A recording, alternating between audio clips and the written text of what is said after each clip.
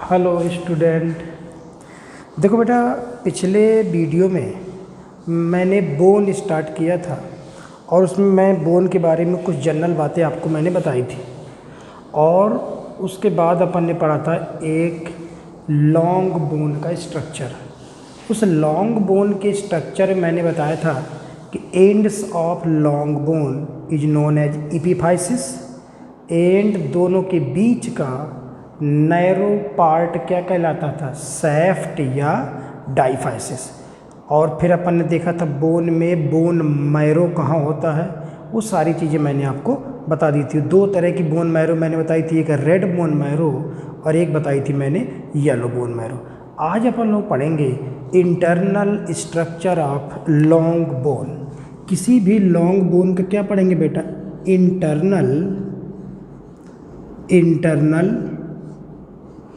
Structure of long bone. किसके बारे में पढ़ेंगे?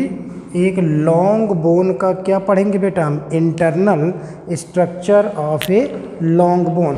तो जो भी कोई एक बोन होगी, अपन एक लॉन्ग बोन लेंगे और लॉन्ग बोन का क्या पढ़ेंगे? Internal structure. सपोज करो ये डायग्राम अपन ने बेटा पढ़ा था कि ये एक लॉन्ग बोन थी। ये मैंने बताया था ये एक लॉन्ग बोन है, ये एक लॉन्ग बोन थी। ठीक, इसका एक नॉर्मल डायग्राम मैंने पिछले क्लास में बताया था। लॉन्ग बोन के ये क्या कहलाते थे बेटा? एपिफाइसिस।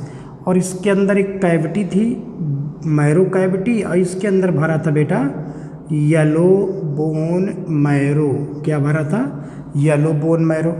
अब हमें इस बोन का एक इंटरनल क्या देखना है? स्ट्रक्चर, क्रॉस सेक्शन काटना है। और इसका क्रॉस सेक्शन कुछ इस तरह से मैं कट कर रहा हूँ, यहाँ से अंदर, बाहर से अंदर की तरफ। ये बाहर वाला पोर्शन हो गया, ये अंदर। मतलब इतने पार्ट का अपन लोग क्या देखेंगे? Internal structure. ये आउटर मोस्ट पार्ट होगा, ये जो मैरो कैविटी है ये इनर मोस्ट पार्ट होगा। इस पार्ट का मैं क्रॉस सेक्शन आपको यहाँ दिखा रहा हूँ, देखना। मतलब बोन को बाहर से अंदर की तरफ एक छोटे से पीस के रूप में मैंने कट किया। ठीक, अब देखना जब हम बोन को कट करेंगे तो ये एक छोटा सा डायग्राम हमारे सामने, ये डायग्राम आएगा कुछ।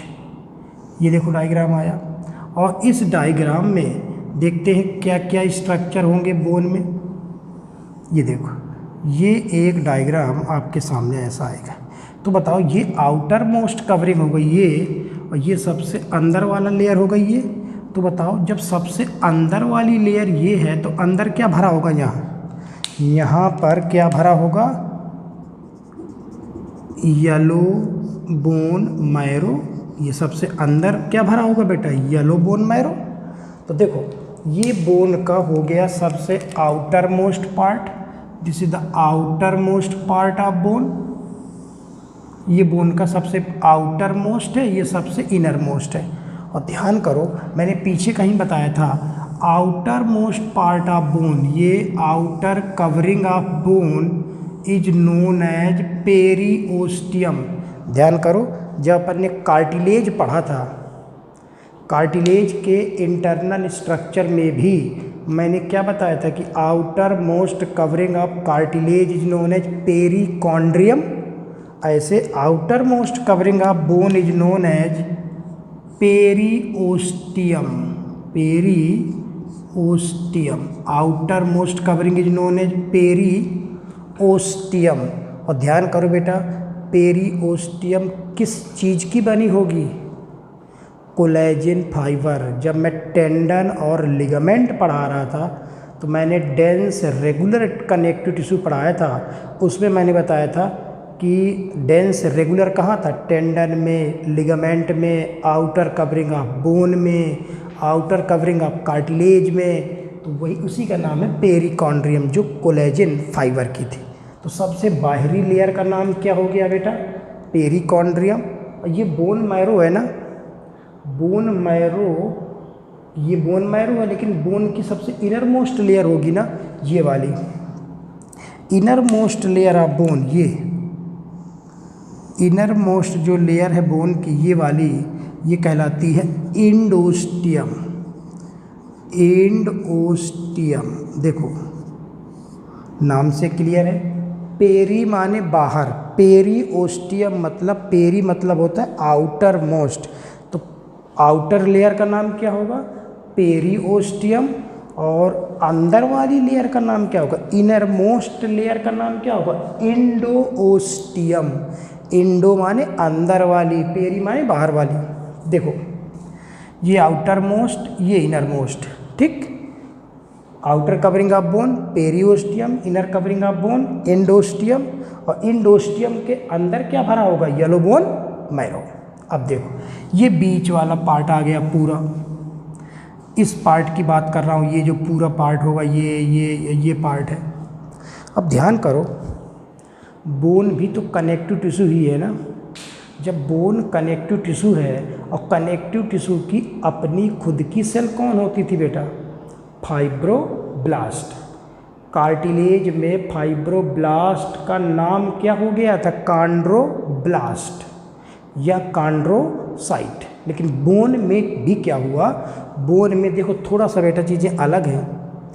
यहाँ जितनी फाइब्रोब्लास्ट थी, इसमें ही फाइब्रोब्लास्ट आई होंगी। All fibroblast in bone are arranged into 2 layers. कितने लेयर में अरेंज हो गई? 2 लेयर। एक लेयर ये है, देखना ये एक लेयर, ये लेयर बेटा कहाँ पे आपको देखने को मिल रहा है? ये लेयर हमें मिल रहा है just below the periosteum. और एक लेयर ये हो गया, एक लेयर आपको ये हो गया just above the Indo ostium. तो क्या देखा आपने?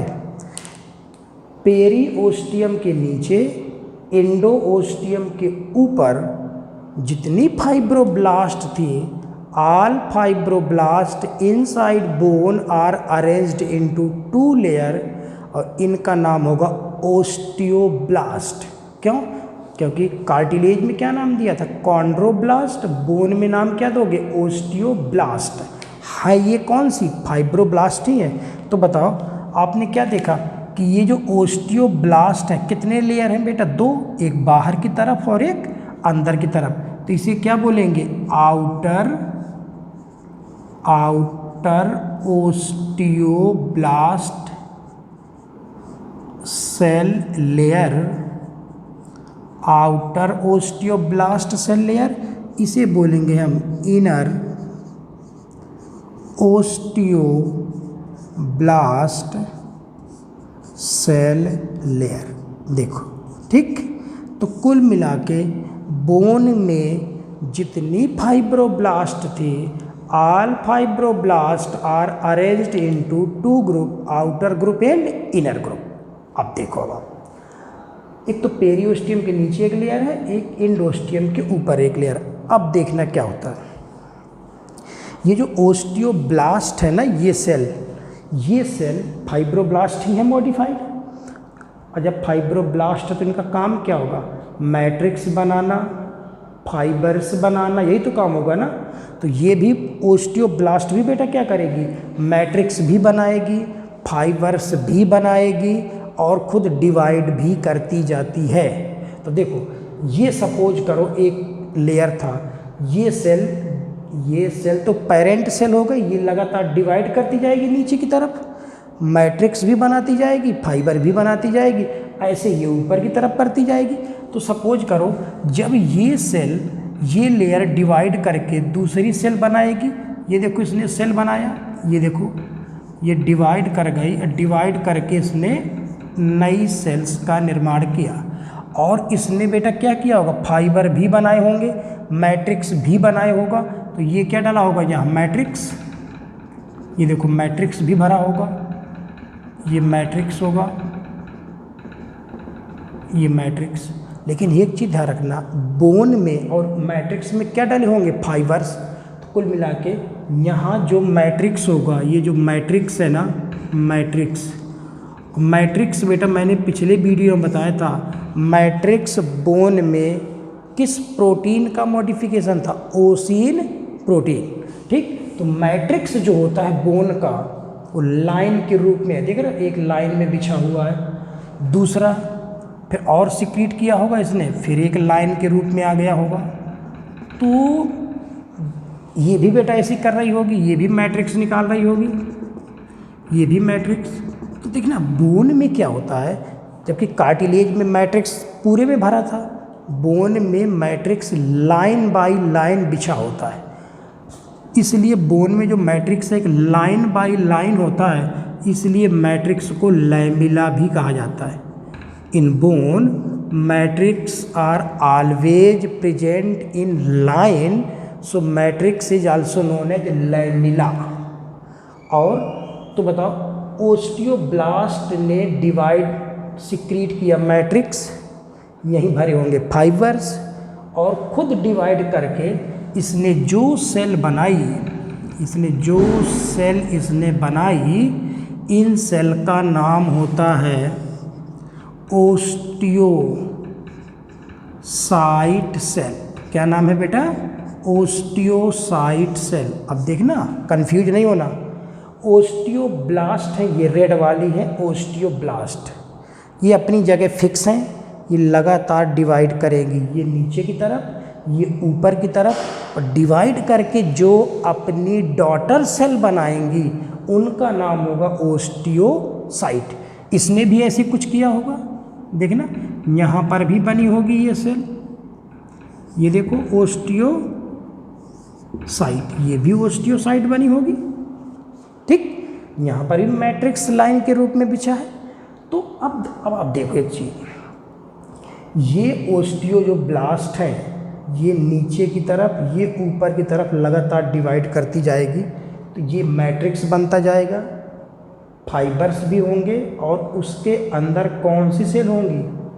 ओस्टियोसाइट। तो यहाँ ओस्टियोब्लास्ट ने किसको बनाया? ओस्टियोसाइट को बनाया। अच्छा, ओस्टियोब्लास्ट क्या क्या बना रही है? ओस्टियोब्लास्ट ओस्टियोसाइट बनाती है, मैट्रिक्स बनाती है, फाइबर बनाती होगी, ठीक। और जैसे कार्टिलेज में मैंने बताया था कि जो कॉन्ड्रोब्लास्ट या कॉन्ड्रोसाइट थी वो छोटे छोटे स्पेस के अंदर थी जिसका नाम था लैकुनी। ऐसे ये जो ओस्टियोसाइट होती है ना, ये जितनी ओस्टियोसाइट होती हैं इनके चारों तरफ भी एक स्पेस पाया जाता है। ये देखो स्पेस, इनके चारों तरफ भी थोड़ा सा स्पेसिंग होती है, गैप होता है, गैप। उस गैप का नाम, इसमें भी बेटा गैप होगा, ये देखो ऐसा गैप पाया जाता है, उस गैप का नाम होता है लैकुनी। क्या नाम है? लैकुनी। तो बताओ कार्टिलेज में भी बेटा गैप था जिसका नाम क्या था? लैकुनी। और कार्टिलेज की लैकुनी में मैंने क्या बताया था? कार्टिलेज की एक लैकुनी में 1 से 4 ओस्टियोसाइट सेल मौजूद हो सकती हैं, या तो 1 या 2 या 3 या 4, लेकिन बोन में ऐसा नहीं है। बोन के एक लैकुनी में केवल 1 ओस्टियोसाइट, केवल क्या होगी बेटा? एक ही ओस्टियोसाइट। देखो सबके अंदर एक एक मैंने दिखा रखी है, ठीक। इसमें भी ऐसा ही होगा, ये भी लैकुनी, ये भी लैकुनी। इतनी बात समझ गए आप? देखो एक बार और, outer most covering of bone known as periosteum, inner most layer known as endosteum. Periosteum के नीचे, एंडोस्टियम के ऊपर ओस्टियोब्लास्ट सेल का लेयर है। यही ओस्टियोब्लास्ट मैट्रिक्स बनाएगी, फाइबर बनाएगी, खुद डिवाइड करके ओस्टियोसाइट बनाएगी। ओस्टियोसाइट के चारों तरफ जो स्पेसिंग है उसका नाम है लैकुनी। बोन की एक लैकुनी में एक ओस्टियोसाइट होगा, जबकि कार्टिलेज की एक लैकुनी में 1 से 4 कॉन्ड्रोसाइट पाई जाती थी। ऐसे बेटा पूरे में ऐसा ही होगा, पूरे में ऐसे ही होगा। अब देखना ये जो लैकुनी है, लैकुनी में बेटा ऐसे छोटे छोटे प्रोजेक्शंस पाए जाते हैं। लैकुनी में ऐसे छोटे छोटे उभार पाए जाते हैं। ये उभार आपको मैंने दिखा रहा हूँ, ये उभार पाए जाते हैं, ऐसे ये प्रोजेक्शंस पाए जाते हैं।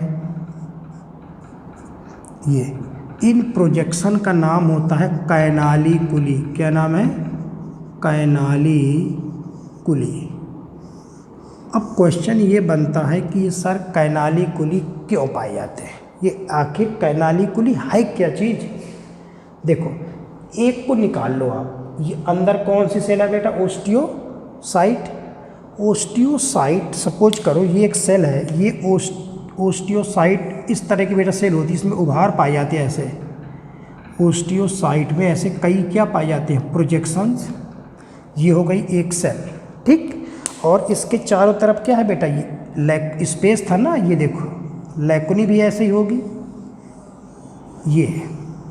तो कुल मिला करके ये जो ओस्टियोसाइट आपको यहाँ गोल गोल दिख रही है, एक्चुअली में गोल है नहीं, वो ऐसी है वो। ये अंदर वाली कौन सी है, ये ओस्टियोसाइट। ये क्या है बेटा, लैकुनी, ये है लैकुनी। तो आप क्या देख रहे हो कि ओस्टियोसाइट में कुछ उभार दिख रहे हैं आपको, वेलाई लाइक उभार दिख रहे हैं ना, इन्हीं उभार का नाम होता है कैनालिकुली। क्वेश्चन बनता है कि क्यों पाए जाते हैं।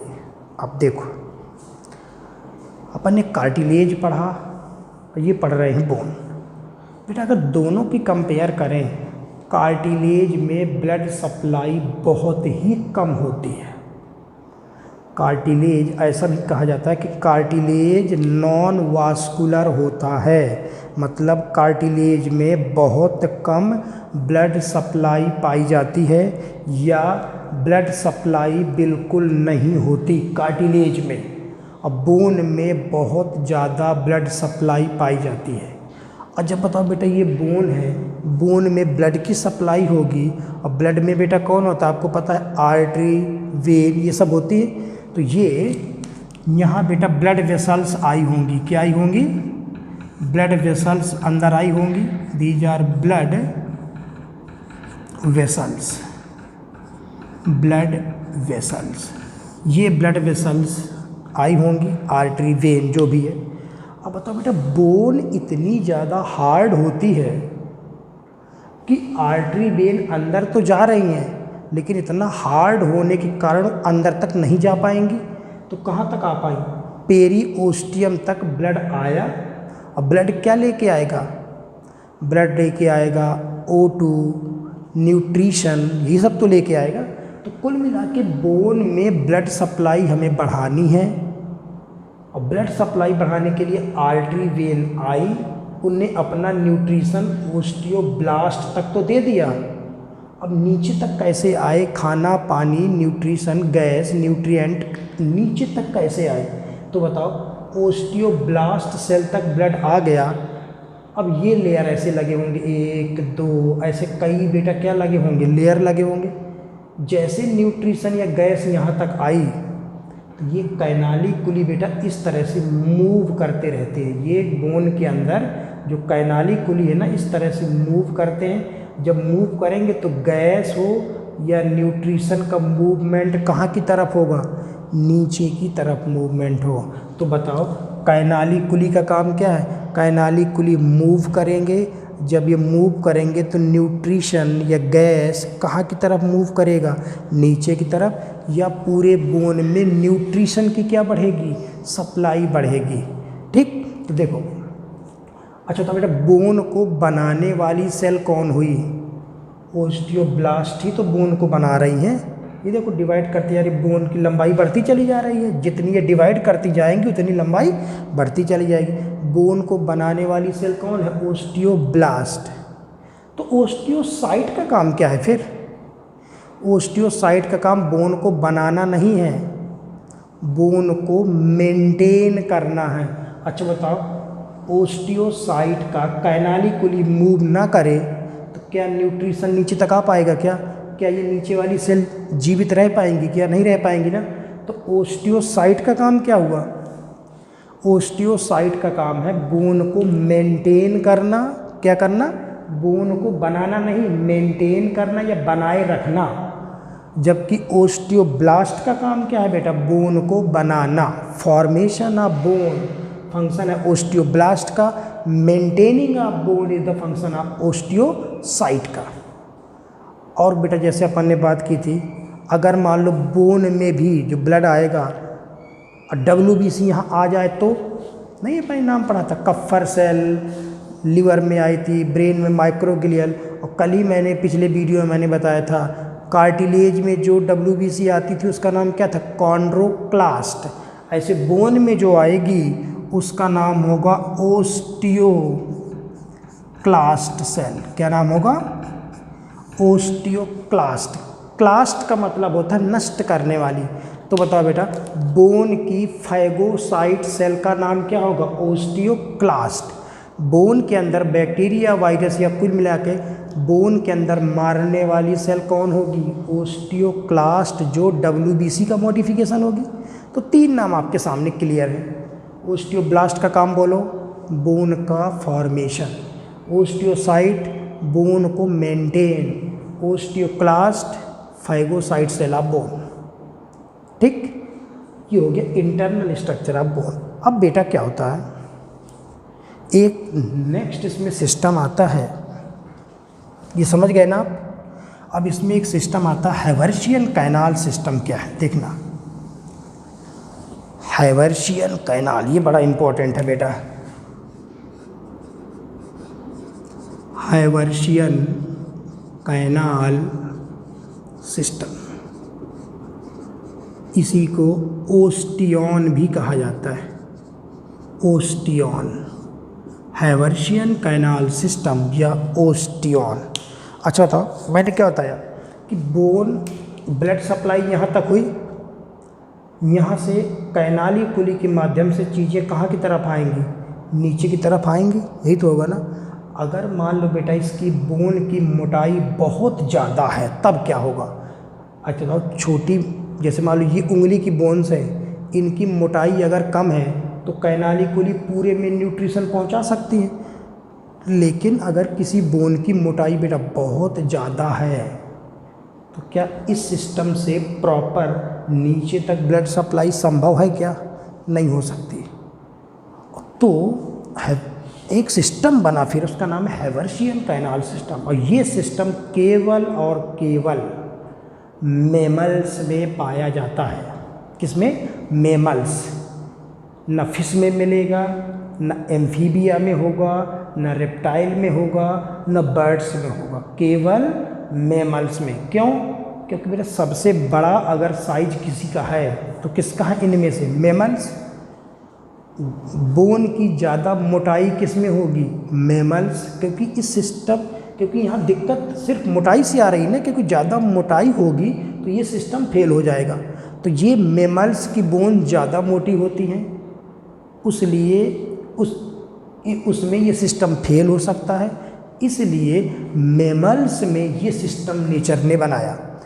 और मेमल्स में किस में, मेमल्स की सारी बोन्स में नहीं, मेरी इन बोन पे नहीं है, मेमल्स की केवल और केवल लॉन्ग बोन। क्योंकि बेटा मैं खड़ा हूँ तो मेरे अंदर सारी बोन थोड़ी मोटी हैं, सिर्फ ये मोटी है, यहाँ की मोटी है, पैर की मोटी है, मतलब लॉन्ग बोन्स।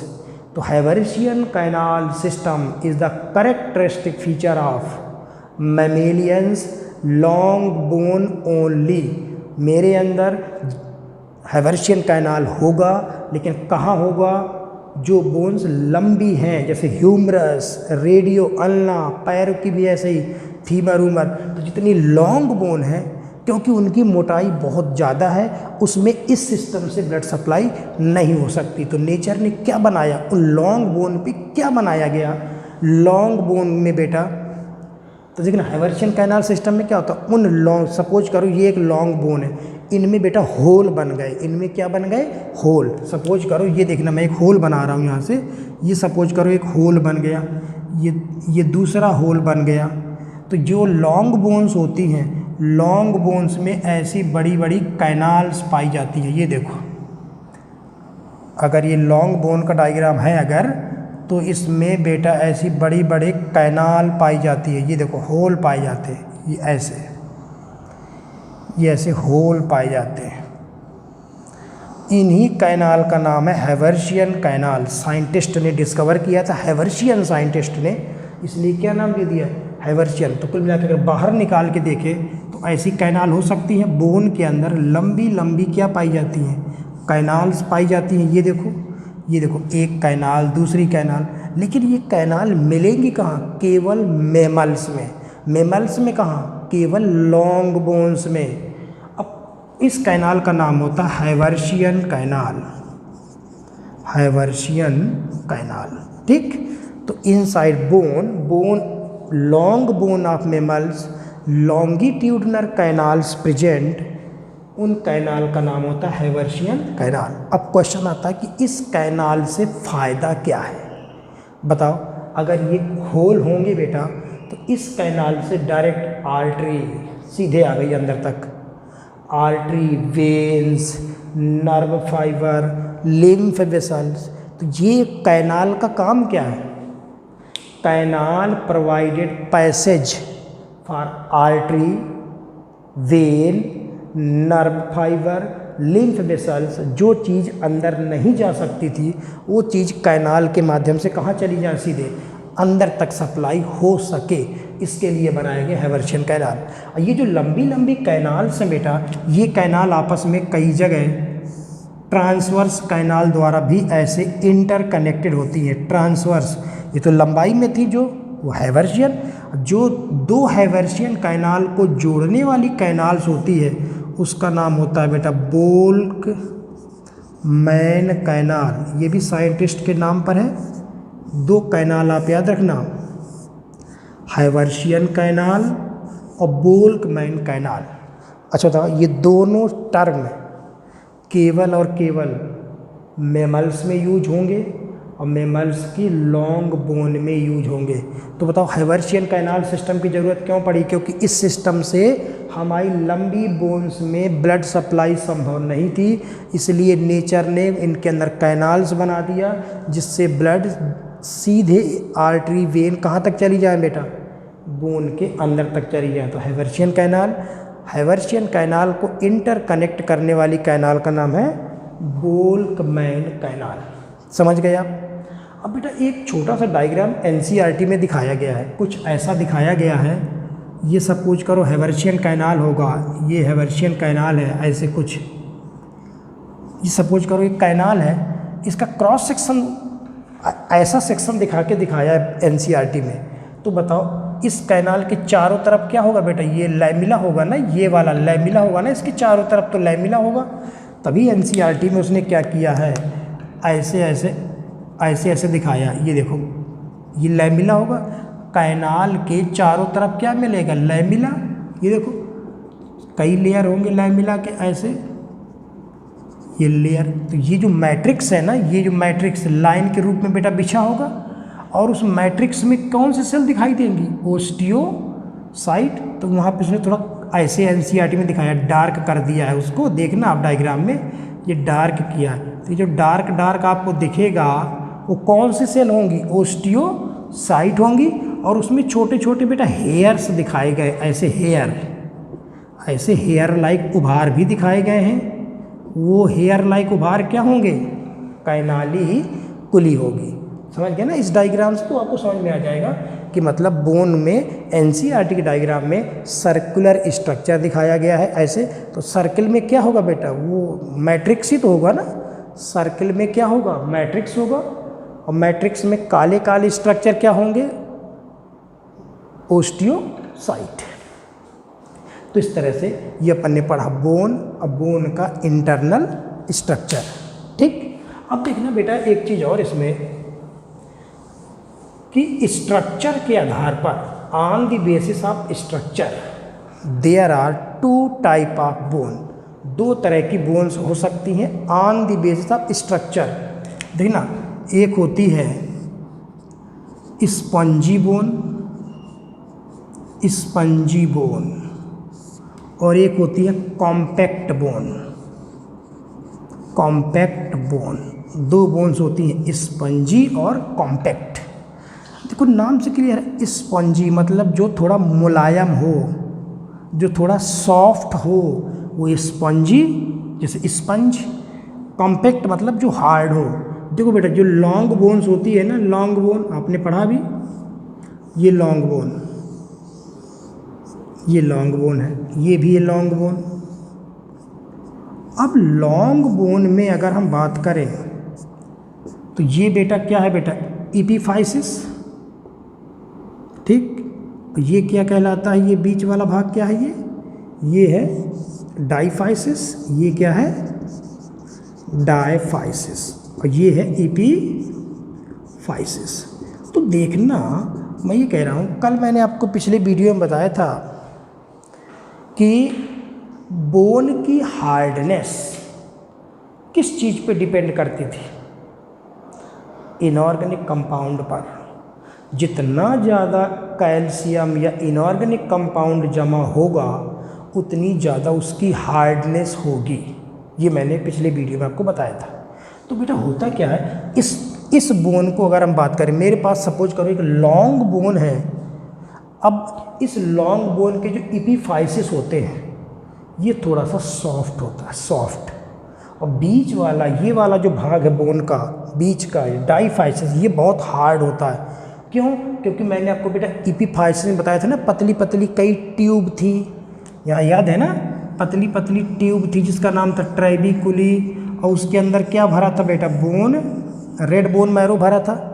तो इपीफाइसिस वाले भाग में इनऑर्गेनिक कंपाउंड लूजली पाए जाते हैं या बहुत कम पाए जाते हैं, इसलिए लॉन्ग बोन का इपीफाइसिस वाला भाग थोड़ा सा सॉफ्ट होता है, जबकि ये वाला भाग, यहाँ अंदर तो मैरो कैविटी थी, अंदर मैरो कैविटी है, यहाँ बेटा बहुत ज़्यादा इनऑर्गेनिक कंपाउंड यहाँ भरे होते हैं, और ज़्यादा इनऑर्गेनिक कंपाउंड होंगे तो ये पार्ट क्या हो जाएगा बेटा, कॉम्पैक्ट हो जाएगा, ये बहुत हार्ड हो जाएगा। तो स्पंजी बोन का मतलब बेटा क्या हुआ, ऐसी बोन जिसमें इनऑर्गेनिक कंपाउंड कम पाए जाएं, तो इसमें हार्डनेस कम होगी, कॉम्पैक्ट मतलब इनऑर्गेनिक कंपाउंड ज़्यादा। तो लॉन्ग बोन का इपीफाइसिस वाला भाग क्या कहलाएगा, स्पंजी, और लॉन्ग बोन का डाईफाइसिस वाला भाग क्या कहलाएगा, कॉम्पैक्ट बोन। कॉम्पैक्ट मतलब ज़्यादा हार्ड होगी, स्पंजी मतलब कम हार्ड होगी। इतनी बात समझ गए? तो ये स्पंजी बोन हो सकती थी या कॉम्पैक्ट बोन हो सकती हैं। तो इस तरह से अपन ने पढ़ा बोन, एक बोन का मैंने दिखाया इंटरनल स्ट्रक्चर, ठीक है, उसमें टाइप ऑफ बोन्स में दो टाइप मैंने बताए, स्पंजी और कॉम्पैक्ट। और बेटा एक चीज़ ध्यान रखना, जब ये स्पंजी है उतना हार्ड है ही नहीं, तो यहाँ तो ब्लड वेसल्स आसानी से घुस आएंगी, आर्टरी वेन तो आसानी से अंदर चली जाएंगी, जबकि ये वाला पार्ट बेटा बहुत हार्ड है, तो यहाँ तो ब्लड वेसल आसानी से नहीं जा पाएंगी ना। तो बताओ इन दो पार्ट में से, दो बोन्स में से हैवर्शियन कैनाल की अगर ज़रूरत है तो किस में होनी चाहिए, सिर्फ इसमें। क्यों? क्योंकि ये हार्ड है तो ब्लड वेसल्स नहीं जा पाएंगी, जबकि ये तो बेटा सॉफ्ट है ना, सॉफ्ट है तो यहाँ आसानी से कौन चला जाएगा, ब्लड वेसल। तो स्पंजी बोन में हैवर्शियन कैनाल सिस्टम नहीं पाया जाता, जबकि कॉम्पैक्ट बोन में हैवर्शियन कैनाल सिस्टम पाया जाता है। ठीक, चलो अब देखो, ये देखो। और बेटा बोन्स में अगर हम कुछ चीज़ों की बात करें कि आपने बेटा देखा होगा जो बर्ड है, बर्ड्स में उड़ने के लिए एडाप्टेशन है, उड़ने के लिए, और उड़ने के लिए अगर आपको फ्लाइंग करना है उसके लिए सबसे बेस्ट तरीका ये है कि आपका शरीर का वजन क्या होना चाहिए, ज़्यादा या कम। वजन कम से कम हो जब ही हम आसानी से उड़ सकते हैं। तो बर्ड ने भी क्या किया, बर्ड में उड़ने के लिए एडाप्टेशन है, तो उसने उड़ने के लिए क्या किया, कई सारे एडाप्टेशन किए। बर्ड में बेटा जितनी भी लॉन्ग बोन्स होती है ना, सपोज करो ये बर्ड है, बर्ड की एक लॉन्ग बोन्स है, जितनी बर्ड्स की लॉन्ग बोन होती है उसके अंदर एयर कैविटी पाई जाती है। क्या पाई जाती है, एयर कैविटी। तो क्योंकि बेटा देखो बर्ड्स की लॉन्ग बोन में छोटे छोटे एयर पाउच पाए जाते हैं, खोखली टाइप की कह लो होती है, जिसके अंदर हवा भरी रहती है, और हवा भर जाएगी तो उसका बॉडी वेट क्या हो जाएगा, कम हो जाएगा। तो ऐसी बोन्स जिसके अंदर एयर कैविटी हो, हवा भरी हो, ऐसी बोन का नाम होता है बेटा न्यूमैटिक। क्या नाम होता है, न्यूमैटिक बोन। बड़ा इंपॉर्टेंट टर्म, ध्यान रखना। तो न्यूमैटिक बोन किस में पाई जाती है बेटा, बर्ड्स में पाई जाती है। बर्ड्स में, सारी बोन्स में नहीं, बर्ड्स की लॉन्ग बोन, क्योंकि वजन तो ज़्यादा लॉन्ग बोन पे है ना, तो long bone of birds having air cavity which are filled with air, ठीक ना, जिससे उसका बॉडी वेट कम हो जाए। It is the adaptation for fly, उड़ने के लिए एक तरह का अनुकूलन है, ठीक। ऐसी बोन का नाम होता है न्यूमैटिक बोन। और बेटा बर्ड्स ने उड़ने के लिए और भी कई एडेप्टेशन किए, ये तो है ही है, इसके अलावा बर्ड ने और भी कुछ किया। जो हमारे अंदर बेटा जो लंग्स होते हैं ना, बर्ड ने क्या किया, लंग्स तो हैं ठीक है, लंग्स से एडिशनल एयर चैम्बर बना लिए। सपोज करो ये हमारा एक लंग्स है, बर्ड में भी लंग्स है, बर्ड के लंग्स से एडिशनल एयर सैक अटैच होते हैं, बर्ड के लंग्स से एडिशनल एयर सैक अटैच होते हैं। ये देखो एयर सैक, एडिशनल अगर एयर सैक जुड़े होंगे तो ज़्यादा एयर भरेगी, और ज़्यादा एयर भरेगी तो उसका वजन क्या हो जाएगा, कम हो जाएगा। तो देखना, एक तो बर्ड्स ने उड़ने के लिए लंबी बोन को खोखला किया, लंग्स में एयर सैक बना लिए, और बर्ड्स में बेटा यूरिनरी ब्लडर नहीं पाया जाता, क्योंकि बेटा यूरिनरी ब्लडर का काम क्या होता है, यूरिन को स्टोर करना। तो स्टोर करेगी तो अगर यूरिन इकट्ठा होगी तो वजन तो बढ़ेगा, इसलिए उसने ब्लडर ही हटा दिए। जितने जब उसको आएगी सीधे बाहर ही निकाल देगी, स्टोर करने का कोई चक्कर नहीं है बर्ड्स में, तो ब्लडर नहीं पाया जाता। और बर्ड में देखो हमारे अंदर भी 2 ओवरी होती है, राइट लेफ्ट, 2 फैलोपियन ट्यूब होते फीमेल में, राइट लेफ्ट। तो बर्ड ने भी क्या किया कि राइट ओवरी और राइट फैलोपियन ट्यूब को ही हटा दिया, एक तरफ का रख लिया, उसी से उसका काम चल जाता है। तो बर्ड्स में कौन सी ओवरी फंक्शनल होगी, left ovary, left fallopian tube functional होता है, जबकि राइट ओवरी और राइट फैलोपियन ट्यूब उसने हटा दिया, ठीक। तो इस तरह से बर्ड्स में कुछ एडेप्टेशन पढ़ रहे थे। तो इस तरह से बेटा ये काफ़ी लेंदी चैप्टर था एनिमल टिश्यू, इसमें मैंने कई सारी चीज़ें पढ़ाई हैं। ये बेटा चैप्टर का नाम एनसीईआरटी में है structural organisation in organism, structural organisation in animals करके एक चैप्टर है, उसमें थोड़ा सा टिश्यू वाला पार्ट यूज किया गया, उसमें इपिथीलियम कनेक्टिव दिया गया है।